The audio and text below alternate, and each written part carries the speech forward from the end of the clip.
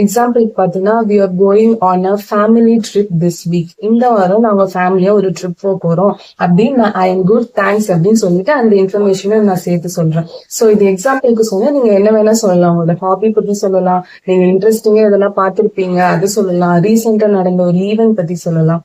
How are you அப்படின்ற கேக்குற அந்த கொஸ்டினுக்கு நீங்க ஐ எம் குட் தேங்க்ஸ் சொல்லிட்டு நீங்க எக்ஸ்ட்ராவா இன்ஃபர்மேஷன் கொடுக்குறப்ப ஆப்போசிட்ல இருக்க அந்த பர்சன் கூட உங்களுக்கு கான்வர்சேஷன் வந்து பாத்தீங்கன்னா கண்டினியூ ஆகும். அது உங்களுக்கு ஒரு நல்ல கனெக்ஷன் கொடுக்குது. நீங்க ஐ எம் குட் தேங்க்ஸ் அப்படின்னு சொல்லி முடிச்சிட்டீங்கன்னா முடிஞ்சிடும்.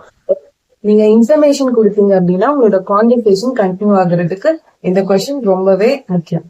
அடுத்து நம்ம பார்க்க போற பாப்புலர் அண்ட் காமனான இங்கிலீஷ் பிரேஸ் எல்லாருக்கும் தெரிஞ்ச ப்ளீஸ்.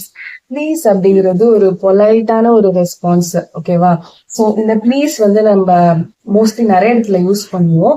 நம்மளுக்கு யாருன்னா ஏதாச்சும் ஒன்று ஆஃபர் பண்றாங்க அப்படின்னா அந்த இடத்துல நீங்க ப்ளீஸ் சொல்லலாம். ஃபார் எக்ஸாம்பிள் நீங்க இப்ப ஏதாச்சும் ஒரு இடத்துல சாப்பிட போறீங்க இல்ல ரெஸ்டாரண்ட் போறீங்க அப்படின்னா அவங்க